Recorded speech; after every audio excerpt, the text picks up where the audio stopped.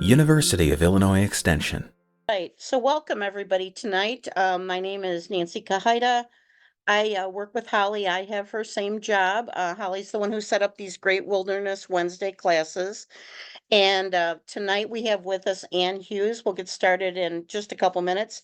If everybody except for Ann would like to shut off their cameras, just in case anybody has trouble with bandwidth, that usually helps everybody out. You can put questions in the chat and I'll answer everything at the end. And I just am happy that you're all here tonight on this warming Wednesday, more or less. So, Anne, why don't you kick it off? Thanks so much for coming. Yeah, thank you for having me. I am going to turn my video off here in a second. That way it doesn't interfere with anybody, so everybody that does have the low bandwidth can get on. I will turn it on later because I do actually have props to show you. But yeah, I've got a little presentation here for you. It's maybe a little more informal, a little bit less scientific than normal, kind of more fun. This is my passion. This is what I love doing. So I was really excited when I got asked to do this because this is what I truly love doing. And if I'm not working, I'm doing this. While I'm working, I'm doing this. I pretty much do this all the time. So I appreciate it. So I will turn my video off right now. Okay, so good evening, everybody. My name is Ann Hughes. I am a biological scientist tech in wildlife with U.S. Fish and Wildlife Service, and I am at Kankakee National Wildlife Refuge and Conservation Area. Conservation area is really important. Maybe talk about that later. And I'm also with Illinois Department of Natural Resources at Kankakee River State Park. Tonight, going to talk to you guys about reptiles and amphibians in Illinois. This image here in the background, that really stupid grin on my face is basically what you see on me all the time, every time I get to hold anything that I find outside, or I just get to see it outside. This is a really pretty little ornate box turtle. I've got had the opportunity to participate in the surveys that we do statewide to monitor the ornate box turtles. This is a little male that we caught. This was actually down, I think, in Pike County, this one that we caught. And we notch them. So we notch their shells and we get to take a little piece of the scutes on them to kind of do some genetic analysis. And some of them get little fancy backpacks so that we can track them. And it's really fun. So I get to herp for a living, which makes a lot of people that are my friends very jealous. Whoop. Hold on a second here. There we go. Okay. So a little bit about me. I have been in school now off and on for the past almost 10 years now. I got my Associates of Science in Biology from College of DuPage, Bachelor of Science with a major in zoology from Olivet Nazarene. So I've been local to the area for quite some time now. I got to work in the Rosenberger lab, which was amazing. If you ever get a chance to meet Derek, he is truly phenomenal at everything he does. I got to do the survey of rusty patch bumblebee in the Medewa National Tallgrass Prairie. So I get to claim my claim to fame is that I am the first person to officially register that we have rusty patch in Will County. I actually found the first two individuals. I got to do that in conjunction with USDA Forest Service. So that was really cool. And it was actually my first foray with Fish and Wildlife Service because I got to go through all the permitting with that. I'm currently finishing up my Master's of Science in Natural Resources, Environmental Sciences.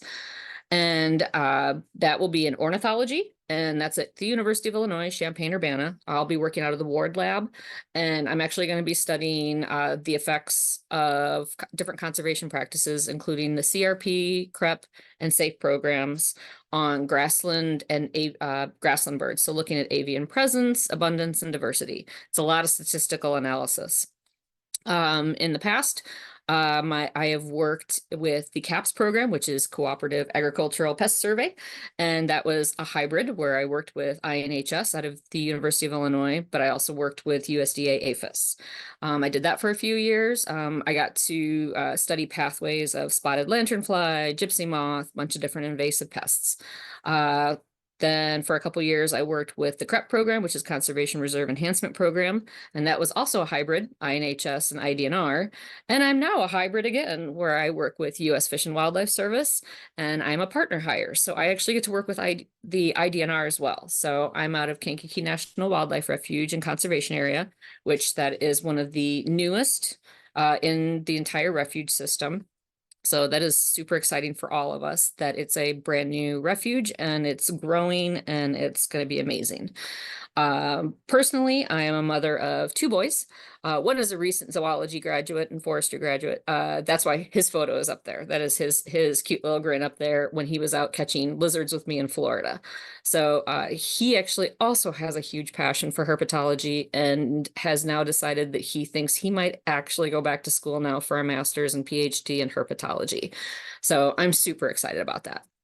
The image that you see down there at the bottom is an adorable little neonate timber rattlesnake. So that is a rattlesnake that I actually photographed in Illinois. I did this safely at a safe distance. I don't have it sitting next to me. I could grab it later. I do have a very large telephoto lens. So what I do is I do keep myself a very safe distance when I am photographing venomous snakes. I do not get up close and personal with them. So what I'm talking tonight about is reptiles, amphibians of Illinois. So the topics we're going to go over is what species can you find in different habitats that we have here in Illinois? What makes the world famous Snake Road in Illinois so special? And I do say world famous because it is world famous. What species can you find on Snake Road compared to the rest of the state of Illinois? When and where can you find reptiles and amphibians? What can you do if you find something that is rare or a protected species? So the images that you see here, by the way, all the images used here tonight are ones that I've taken. So I am a crazy wildlife photographer. As my children put it, I am a wildlife stalker. So these images are all ones that I have taken. Some of them are a little bit better than others. I don't always go for the most artistic view. I oftentimes will go for just, hey, cool, I got a photo of that one species that I really wanted to see, and I let it be. So that is a green tree frog that you see right there on a reed, and that is over the water at Snake Road. That is an eastern king snake up on the top left-hand corner, and that is just off of Snake Road, but I found that one actually at Trail of Tears State Park. The bottom snake there that is climbing across all those rocks, that is also on Snake Road, that is actually a western ribbon snake. So super cool little snakes, but those were all in southern Illinois. So different habitats and herps. You're going to hear me use the word herp a lot. So herp includes reptiles and amphibians. So us science dorks, we basically get a little upset when people just say reptiles and then throw amphibians in there. So we say herps more often than not. So some of the habitats that you can find here in Illinois that you want to look for different reptiles and amphibians. The prairies where, like in that bottom left-hand photo, that's actually at Olivet's, one of their prairies that they created, holds moisture, has medium to tall grasses and forbs. These are good spots to find, a lot of reptiles and amphibians.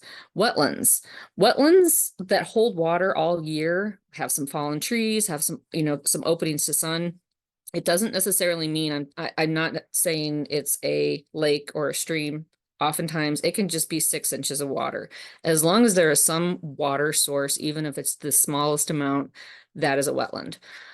Forests. So forests have that moist understory, and that is really important when we're looking for reptiles and amphibians. Some sedges, short grasses, easier for things to get through. That's, turtles like to be able to walk through that. Fallen decaying matter. That's what we look for when we're looking for different amphibians. Savannas, that's going to be, much drier. It's going to be sandy, dry, oak. You're going to have short to medium grasses. When we talk about savannas, that's actually the photo in the very top center. That's what I spend most of my time working in. In fact, that's where I was today, Black Oak Savanna. That's where I spend the majority of my time with work now.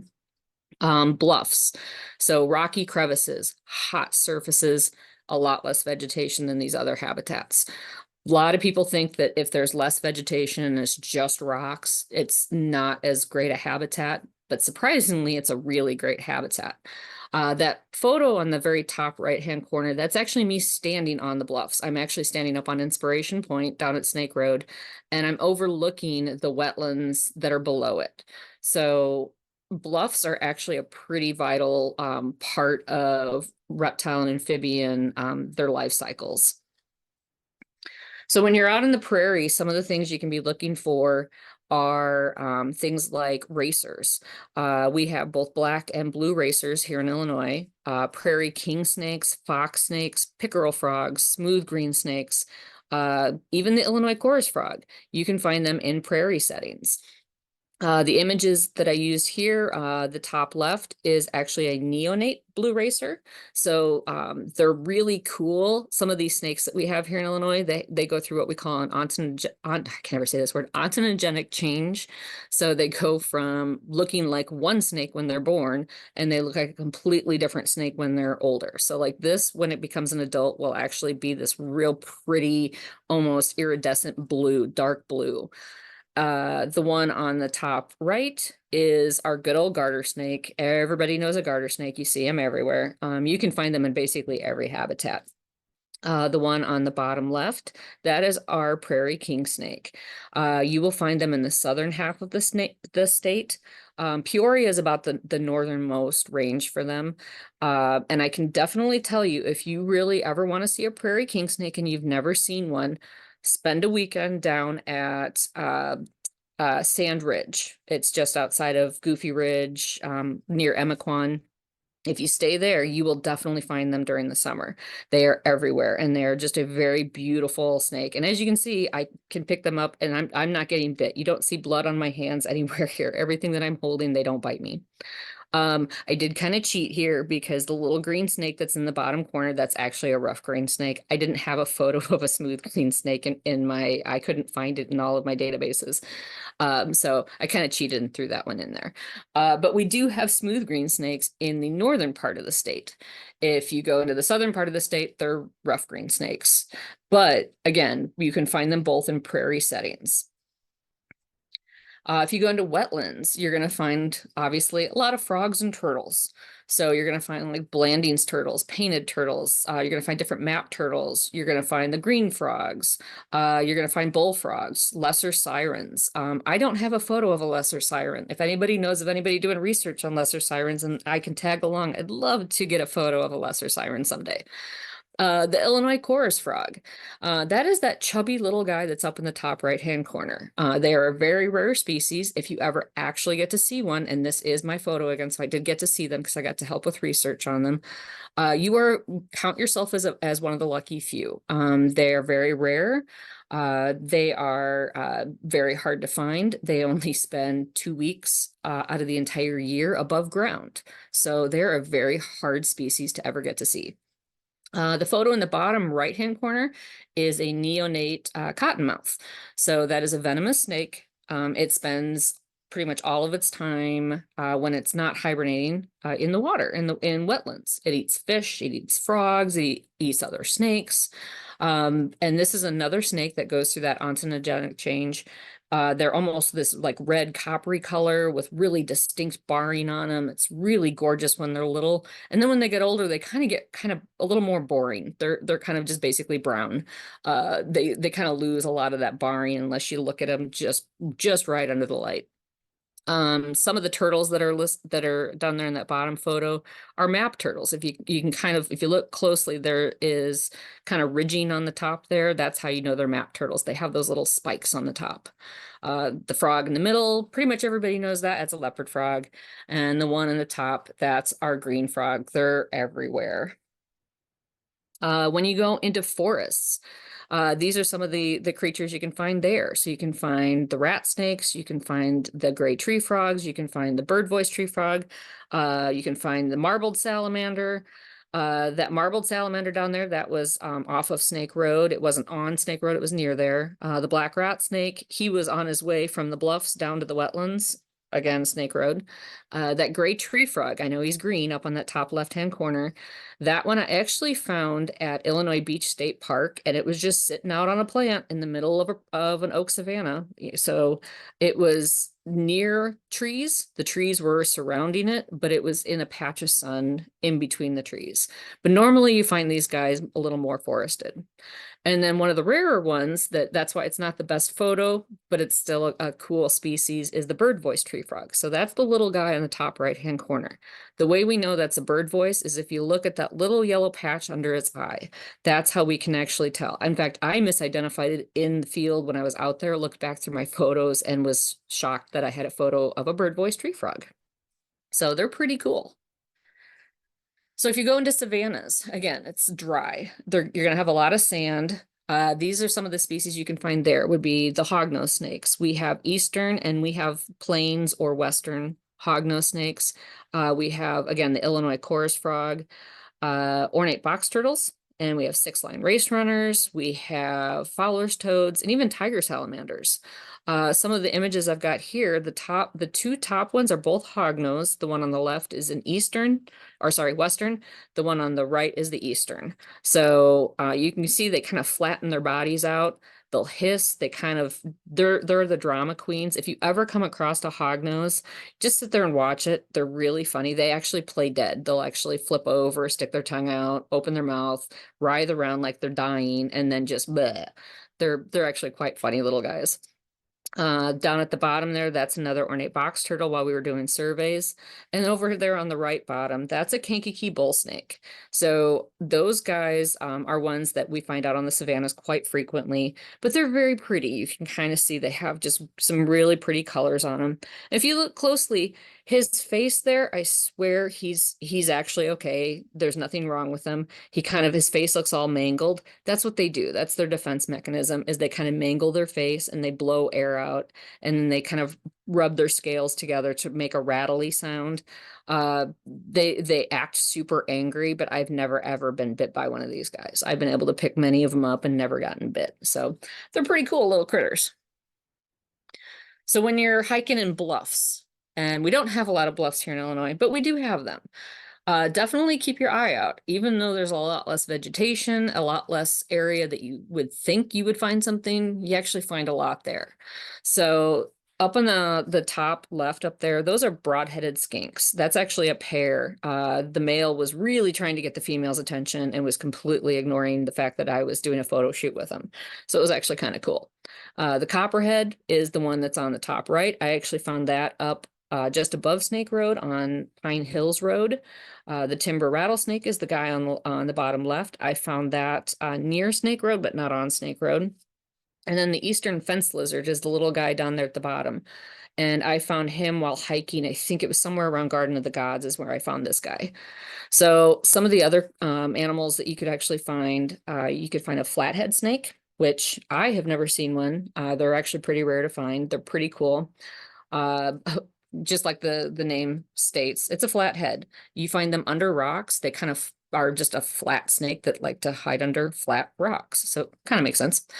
But then, yeah, all the rest of those were listed: the timber, the fence lizard, broad-headed skink, and the copperhead.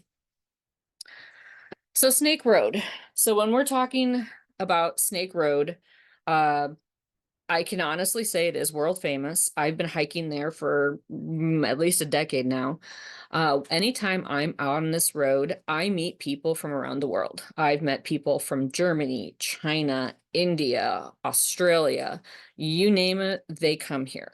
People come from all over the world, all over the country. And this is vacation for a lot of people. This is like a mecca. If you are a herper, if you want to see, any kind of reptiles, amphibians, this is the place to go.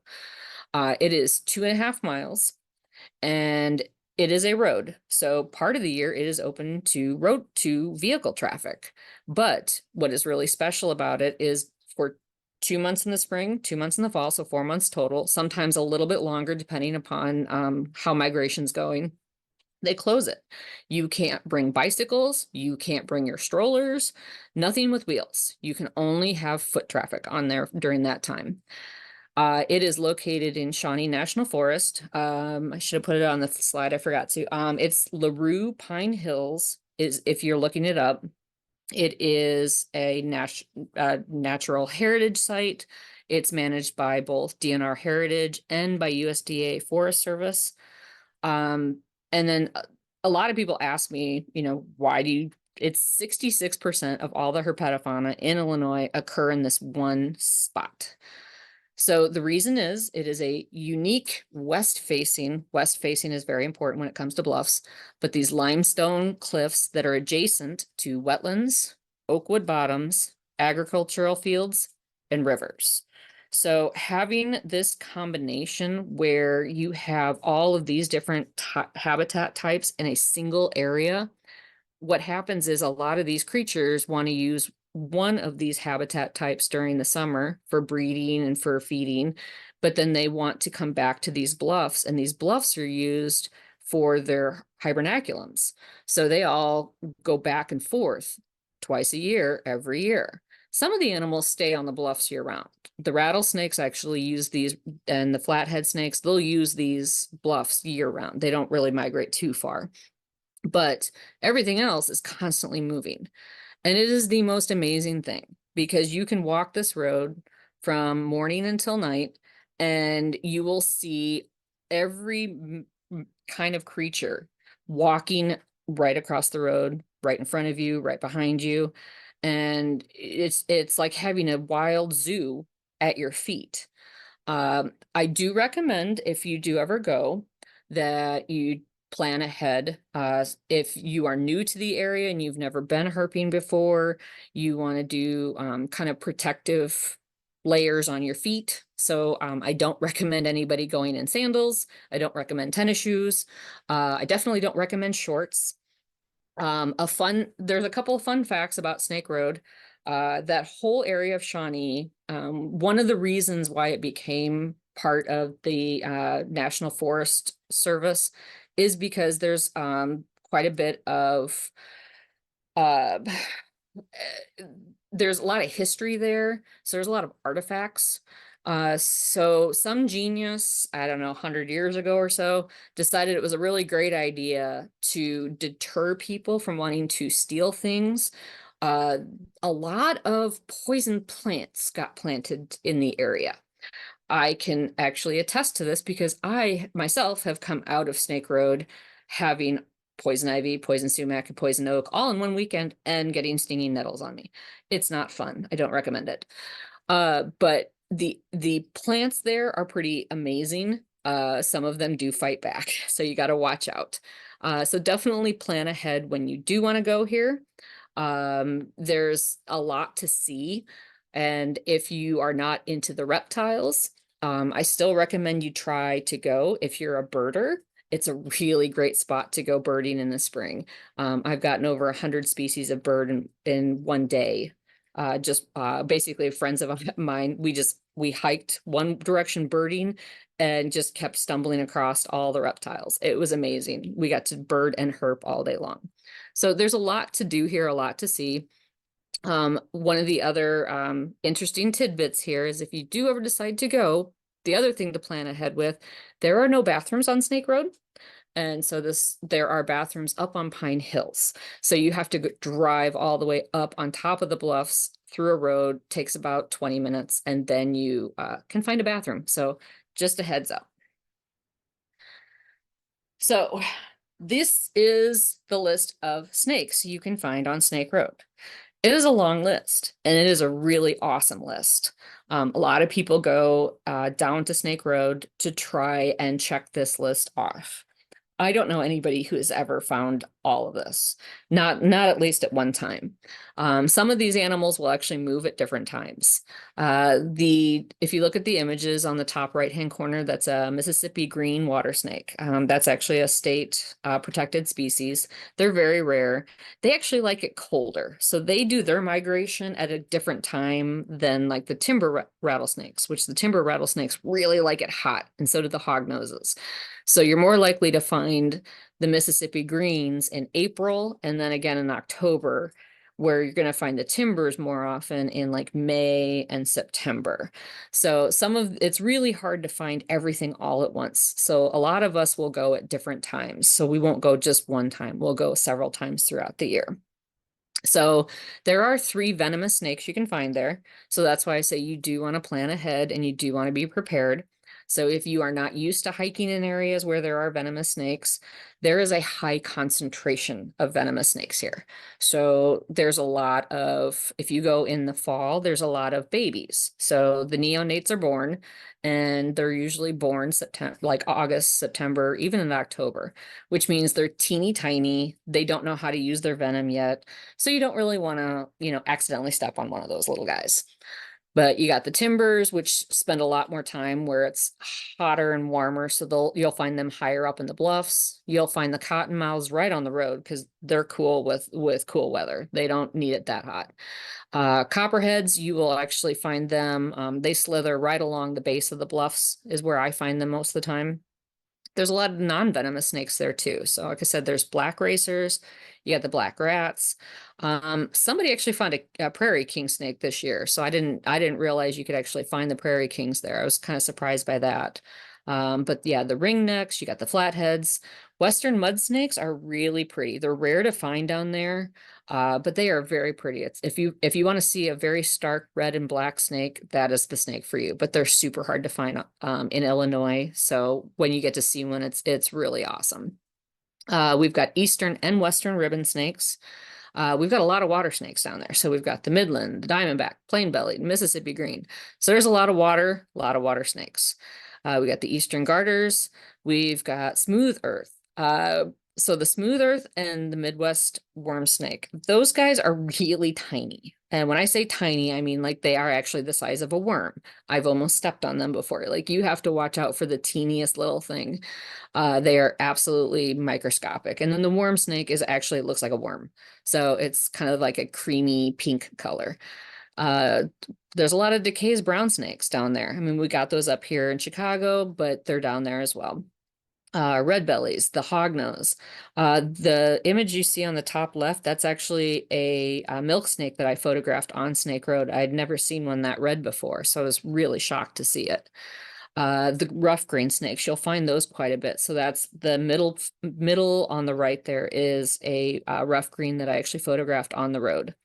The middle left is a neonate copperhead that happened to be sitting on a branch right next to the welcome sign right as you walked in. So you had to watch your hand because people were putting their hand on that log as they were walking through. That snake that's down there on the bottom left, that is actually, it's a plain belly water snake, but you'll kind of see its mouth is kind of jacked up and doesn't look quite right. I've actually seen that same snake for a couple years in a row now in that same spot. He suns there all the time. He has snake fungal disease. So that is an unfortunate disease that we do have here in Illinois. It's a worldwide issue. What it does, it causes overkeratin, like they produce too much keratin. So their scales harden, their eyes harden, everything on them hardens. And eventually they die because they just can't move and they can't feed. So I'm actually shocked this one snake I'm assuming it's the same snake because every time I photograph it, it looks pretty much exactly the same. So he just hasn't gotten any better. He can't see. His eyes are all completely coated over and heavy. So it's a sad situation that's going on with snake fungal spreading as far as it is. So some of the turtles that we can find down there on Snake Road, we can find box turtles. We can find the map turtles. We got several different kinds of map turtles. We can find several soft shells, snapping turtles. I would love to find one of the alligator snappers. I know they're very rare here in the state. They are a protected species, but they do occur in the area. We've got pond sliders down there, and we've got mud turtles. And by the way, stink pot really, it lives up to his name. If you ever catch a stink pot, obviously not on Snake Road, but if you were to ever catch a stink pot, they do stink. The musk turtles, same thing. They let off a very pungent smell. We have skinks down there. We've got 5-line, we've got the brown ground, and we've got broadheaded. The ground skinks are tiny. They're about 3 inches long, super lightning quick, and you'll find them in the leaf litter. So if you see something that just kind of like darts through leaf litter, that's what that is. The 5-lined they have lines on them, but they also have a really bright blue tail that's very pretty. It's hard to identify sometimes between a broad-headed skink juvenile and a 5-line skink adult, because they actually look very similar in the different life stages. And then we also have eastern fence lizards down there, and that's what that image is there on the right-hand side. Amphibians that we can find down there. So we've got quite a bit of frogs. So we've got the crickets, and we've got the bulls and the southern leopard, which is different from the northern leopard. So if you're in Kankakee, we kind of have a little bit of both southern and northern, sound different. They look almost similar with a little bit of difference on some gold coloring on a line on them. We've got western chorus frogs down there. And then we've got the tree frogs, which are the bird voice, and the Cope's gray tree frog, and then the gray tree frog. The only way to tell the two gray tree frogs apart is either by listening to their call or to do genetic analysis. So obviously we don't want to do genetic analysis on them when we're out there. So if you can hear them in the springtime, that's how we figure out what they are. We've also got quite a bit of toads down there. So we've got the American, we've got the Eastern narrowmouth, and we've got the Fowlers. So the narrowmouths are loud. If you've ever heard a chorus that rattles your windows, it's probably the narrowmouth. Believe it or not, they're quite loud. We also have sirens, which if you've never seen a siren before, it's basically like an eel with tiny little legs and a cute face and a frog face on it. So they're actually pretty cool. We've got salamanders there. So we've got central newts, which they're the ones that kind of look like red belly newts. They've got a lot of like blotching on the back. We've got cave, zigzag, marbled, long-tailed, smallmouth, slimy, and spotted. So down here at the bottom are the spotted, but if you look at the bottom left-hand corner, and that was just simply, we flip a log and there they are. This photo is not from Snake Road because I don't flip any logs while I'm on Snake Road. The image down there at the bottom right hand, that is a gray tree frog. And that one we did find at Snake Road. It was calling, so just we were able to tell that that was a gray, not a Cope's gray tree frog. And the top left, that is the western chorus frog. The middle top is the spring peeper. And then the top right there is an American toad. The American toad and the Fowler's toad, the best way to tell them apart is the American toad has like single spots, and the Fowler's toad has like a ring around. It has a spot that is like a bullseye. So it has like 2 rings. So it took, all those other slides to get through all the reptiles and amphibians of Snake Road. And then these are all the other ones that do occur in Illinois, just not on Snake Road. So as you can see, there's a lot of stuff that occurs on Snake Road. But we do have cool stuff that occurs in other places as well. So we have like spotted and Blanding's turtles that you can find up in northern Illinois. If you go into like Lake County, you can find both of them. That's pretty much where spotted turtles are going to be. Yellow mud turtles, you can find them in central Illinois. They're actually pretty cool. They're a cute little turtle that you find in well, like it says, muddy areas. Kirtlands, the queen snakes.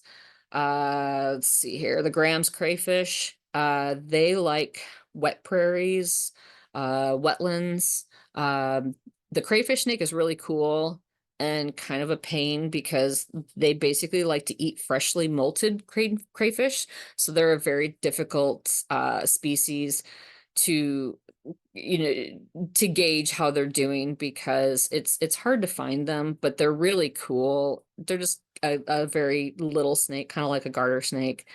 Kirtlands, you find those again, wet prairies. Slender glass lizard, that's actually what the photo is here on the right. That's actually the biggest slender glass lizards I've ever found. I usually find them, they're maybe about 6 to 10 inches long, and this one here was about 20 inches. It was crazy. We were with a whole bunch of biologists, and nobody had ever seen anything that long. They're super pretty. And so the slender glass lizard is a lizard that looks like a snake. So it has lost its legs. It does not have legs anymore. and its body is actually only like maybe the top of this one, probably about the top like 5 inches of it. The rest of it's all tail. So they actually, the reason they're called glass lizards, when they feel threatened, they will break that tail off. So you got to be really careful if you ever do see a glass lizard. If you don't know how to catch it, I don't recommend trying. You have to catch it right on its head, basically, and not touch the tail, or else it will probably drop it off. So I feel bad if I see somebody do that. And then some of the other amphibians that we've got in other parts of the state, the crayfish frog, they're kind of a cool frog. If you ever get a chance to hear one of them, they just have the most horrific sounding croak in the spring, and it's they're quite funny. Some of the different salamanders, we've got a silvery salamander is actually a protected species here in Illinois, because I think it's 1 or 2 counties I think that they occur in. So they're really hard to find. And then let's see here, coach whip snake, going back to the snakes there. They can only be found in a single county in the state. So in other states you might find a lot of them, but here they're super rare. So they're actually very protected here in Illinois. So we do have a lot of species of reptiles and amphibians throughout the state.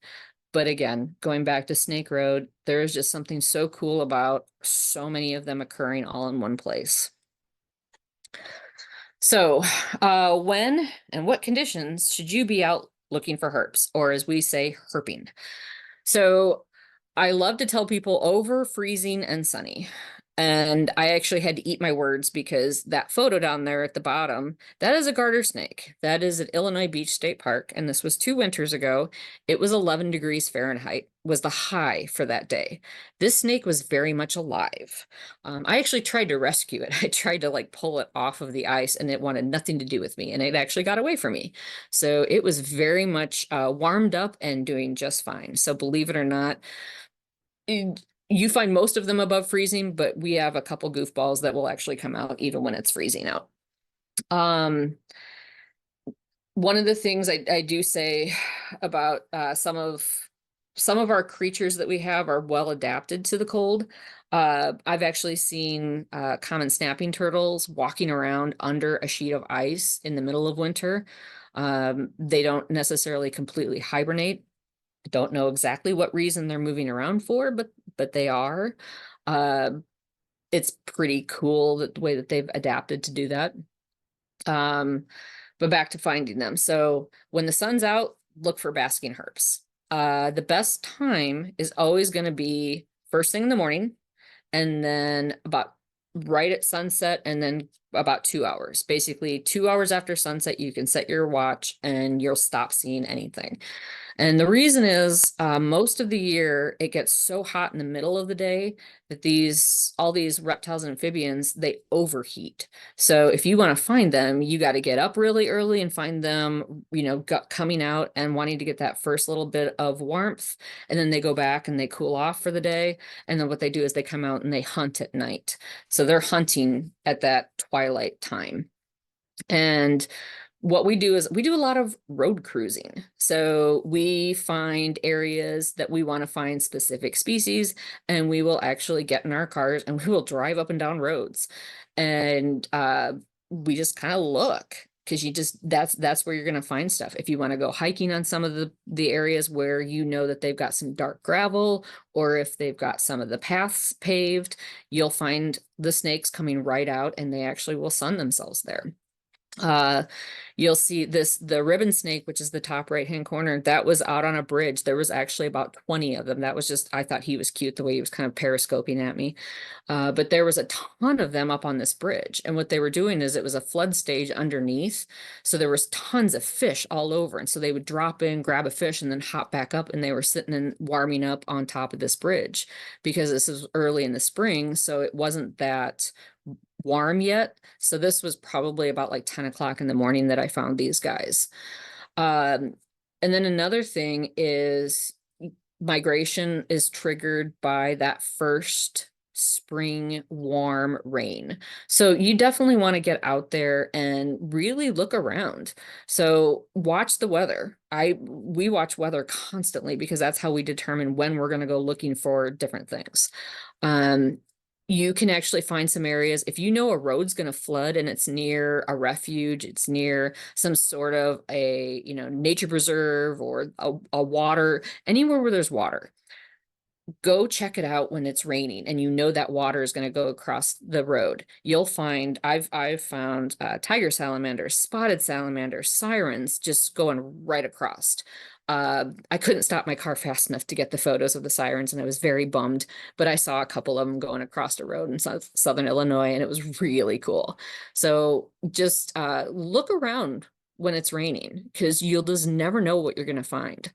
This long-tailed salamander that's up here on the top left-hand corner, we went out herping in the middle of a rainstorm in the springtime. And we just went to this park that had a whole bunch of old rocky, they had like a rock wall that had moss all over it. And it used to have like some water that went through it, but it doesn't go through it anymore. But the moss was holding a lot of moisture. So we basically just sat there with our headlamps on for about 2 hours after the sunset, and just salamanders. And all these little snakes were popping out because the snakes were trying to eat the salamanders. And we found probably, I think it was like 5 or 6 species of salamanders and snakes on this one rock wall, just because it was holding so much moisture and it was the first really warm rain of the season. So you definitely want to get out there and check those things out and kind of get out there and just look around. You just never know what you're going to find. So if you find something that is protected, we have different protections between state and federal. Federal obviously offers a lot more protection, but we only have one that is considered threatened that actually has protection here in Illinois, and that is the eastern Massasauga rattlesnake. If you were to stumble upon one of these anywhere outside of Carlisle Lake in Illinois, please, please, please, please, please contact somebody with the state, with feds, somebody. We want to know. We have not been able to find any, and I think it's close to 10 years now outside of Carlisle Lake. So we're pretty sure they're just about extirpated from the state, which is really sad. They are protected in every state now, not just Illinois, but we're about to lose this species here in Illinois, which is a very sad thing. Species of concern are the false map turtle and the queen snake. So those ones we're watching, but nothing is being done right now. So we're just kind of observing to see what the numbers do over the next couple years. Under review are the hellbender, which that's the really big squishy salamander that you find kind of around Snake Road, but more like the Ohio River, Mississippi River, kind of some of those areas, more fast moving clear water. The Blandings turtle and the spotted turtle, you'll find those in northern Illinois. They are up for possible protection. So we'll see where that one goes. But state-wise, we do have quite a few that are threatened and endangered, which offers them state protections. So there's different salamanders, the Jefferson, the four-toed, the mud puppies. You can find the mud puppies in this general vicinity in Kankakee, Will County area. The bird voice tree frog and the Illinois chorus frogs are protected, but you'd have to go farther down in the state to find them. The eastern narrowmouth, smooth soft shell, the smooth soft shell you could find up here. The Kirtlands you'd find up here. You will not find timber rattlesnakes in Kankakee or Will. The plains hognosed, you might find them up here. And if you did, I'd greatly appreciate it if you told me. That way I could make sure that they do get noted where they're being found at. The Mississippi green is only found down in southern Illinois. Same thing, I believe the eastern ribbon is only found down there as well. And I think with the lined as well. And as far as endangered, like I said, the silvery, the spotted it's supposed to be dusky, sorry, are both in some southern counties, but very few. And again, the hellbender is down in the southern areas. And then, yeah, we've got the spotted, the blendings, the Illinois mud. The alligator snapper, if you were to ever come across a snapping turtle and you were questioning whether it was an alligator or a common snapper, I would definitely ask a professional to identify that for you. We don't think we have any alligator snappers up here anymore, but you just never know. They, it's not like they come out of the water very often. And then we've got coach whips for snakes, the southern water snake, the Great Plains rat snake, and the eastern Massasaugas. So those ones are ones that if you do find any of these, there are ways to report them. So with the state, it's actually pretty easy. And I put the link on here. And I can always give that to anybody if you'd want that. But what it is you just type in IDNR and state endangered species. If you do that, it'll take you to this link, and it's a report that you fill out, and you just need to make sure you have photos, the latitude, the longitude, and date, time, that kind of thing. And there's, some basic information to fill out. And if you don't want to do that, contact somebody with INHS. You can contact me. There's a lot of people that you can contact that would gladly fill out the information for you if you don't want to, because I had one person that was like, it's too much, I don't want to fill it out. So I filled it out for her. So you just want to make sure that these things get noted so that we're able to track if there is a remnant population someplace that maybe we missed because it was on private property. So that's kind of one of those important things. And then I am going to stop sharing for just a minute here. If I can get that to stop sharing. There we go. So one of the other things when we're going out herping, we have tools that we take with us. So when I go, people do make fun of me when I do this here in Illinois because this is more of a southern thing. But I have my snake boots. So I've got my Kevlar, they're waterproof.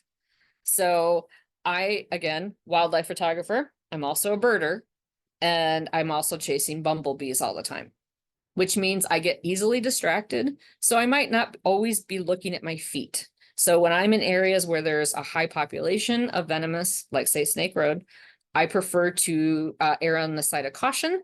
And this way I don't get bit by anything when I accidentally bump something. So far it's never happened, but I just feel safer than sorry. Then this is one of the other things that I carry with me a lot. So this is just your basic snake hook. And you can kind of tell it's pretty weathered. I take this everywhere with me. And this is how, if there is a venomous snake, not on Snake, I keep saying this, not on Snake Road. I don't think I mentioned this before. On Snake Road, there is no collection. There is no harassment. There is no touching. You walk Snake Road, you look at it, but you don't get in its way, and you cannot touch anything. So even if you see a tiny little decays brown snake that's this big and is not going to bite, you cannot touch it if you are on Snake Road. It is a federal crime if you touch anything. So no collecting, no touching. But if you're someplace else and you are working with venomous snakes, this is what we use. So we use this, and we have a way that we hook the snake, and then we, with our other hand, tail it. So this is how we control venomous snakes. And then this one is called a stump ripper. So you can see it's a lot thicker than the other one. And what we use this for, I personally don't rip stumps. The reason is that is a habitat. And a lot of these like salamanders and frogs are actually inside the logs. So you don't want to rip that apart, because that's like me coming in and tearing apart your house. And now your house is all gone and all your furniture is blown up. So you don't want to do that. So what we use stump rippers for is a really big log that I need some leverage, that I just want to be able to pull it up just long enough to look and say, yep, I got a salamander. Cool. Photo, click. And then I gently put it back. So this is just kind of giving you leverage, not actually ripping the stump. And then another thing is my gentle giant here. So with this, I'm able to pick up something that's venomous or something that's just bitey and doesn't want to be picked up. I can use this and it doesn't hurt. It's not going to squish them. It's not going to break anybody. It's not going to damage them. We are required by law, anything that is threatened or endangered, we cannot use just normal tongs because some of the normal tongs don't have the mechanism to stop and they can actually crush the snake. So we have to use special ones when we're working with anything that might be threatened or endangered. So I just simply don't own the other kind. I only own the ones that aren't going to actually injure anybody. So let me pop that back up there for a second. Okay, so these are images that I use. These are actually some of my pets. So I am a reptile keeper as well, but all my pets are exotic. I don't have anything that is native. I keep dart frogs, I keep geckos, I have some different snakes, and I even have a giant tortoise, but nothing of mine is native to Illinois. But if you have any questions, this is my contact information.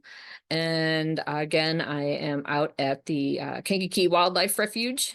I am out there quite a lot. And if you ever want to go out there and see stuff, let me know. I'd love to give guided tours. And all right, let me look here real quick. All right, so okay, so yeah, Susan asked what county is Snake Road in? Union. Dale answered, yes, it is Union County. It's just that if you look at Wolf Lake, it's between Wolf Lake and Grand Tower Station, I believe are the two closest little towns right there. And Judy said that somebody has found a Massasauga and Pierre Marquette. If that is the case, we would love to see photos and find out when that was. But does anybody else have any questions?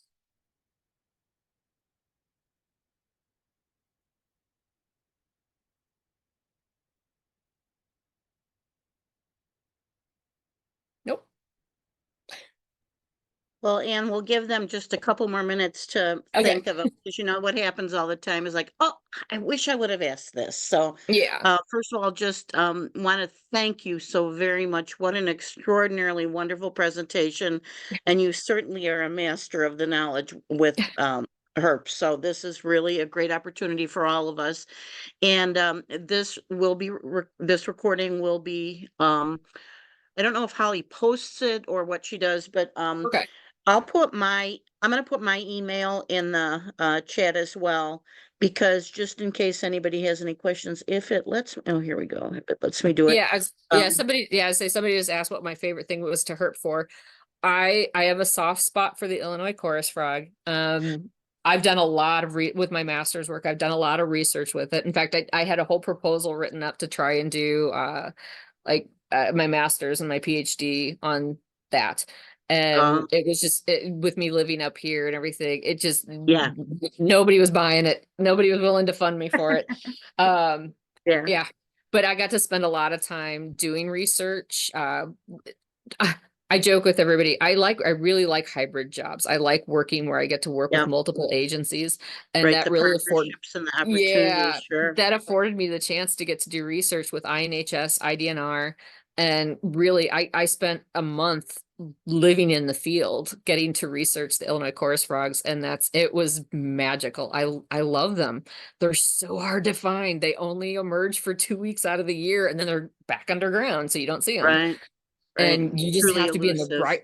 Yeah, and I got really good at understanding their calls, and I can pick their call. I can hear 6 calls at the same time and a chorus of them in a field, and I can actually pick them out now. So that's it's a rough skill to be able to pick Yeah. frogs out. I bet. You don't get a lot of Yeah. time to train. No, I can imagine. I do have a question myself now that you talked a little longer. You're working with Dr. Ward, who I had classes from as well in ornithology. What's your favorite binoculars? Honestly, I do more photography, so I'm probably the wrong Okay. person. Okay, never mind. That's absolutely fine. Yeah, And what fabulous I'm a lens. Nikon girl, so I Okay, really good. I love my Nikon, and I Okay, have used Nikon binoculars, and I do like them. great. But yeah, I have a Tamron that's my Oh, 600 millimeter, and that's what I Uh-huh. use for my telephoto. That's my Your as telephoto. my children say, it's big baby. So they're That's my great. babies, but that's my big baby. So Great. yeah, I love doing photography. So I use binoculars while I'm at work, but on my Well, free time, clearly you are very I have a skilled. camera. These photographs are wonderful. And remember, even if you attended live tonight, you can always refer back to this presentation as well. I once again want to thank Ann Hughes tonight. I also want to thank Holly for allowing me this opportunity to visit with you. I want to thank all of you for participating tonight. Really good to see some cold-blooded animals when it's so cold out. So Exactly. we're going Oh, to end right now unless I was gonna anybody say, I has any other just, questions. yeah, I just saw one. It Oh, go says, ahead. have you been to Snake Road? Probably a decade ago in autumn. It was quiet and awesome. When is your favorite time to go? Oh, so, okay. So my favorite time to go, eh, it's hard. I like to go at the end of April and then at the very beginning of October. So there's like 2 weeks out of the year that I really like to be down there because, again, I'm a birder as well. So I really like the end of April because before any of the birds get up to Montrose, they're all Hmm. hanging out on Snake Road. So I can get all the warblers, 2 weeks before everybody gets them up in Montrose. Oh, that's It's great. it's And much amazing. less It's crowded probably as well. Exactly. It's super cool. Oh gosh, the amount of warbler photos I have that are on Snake Road, it's amazing. But when you're just wanting to herp, I would say the first week of October. And that's kind of based on weather. You got to watch what the weather is. But yeah, that's when you see the most. And there's so many babies. There's so many neonates that were just Hmm. born and everything. So it's really, really beautiful. The amount of colors that you see on the different animals. So the different lizards and snakes have different color patterns, and it's really phenomenal. That's great information.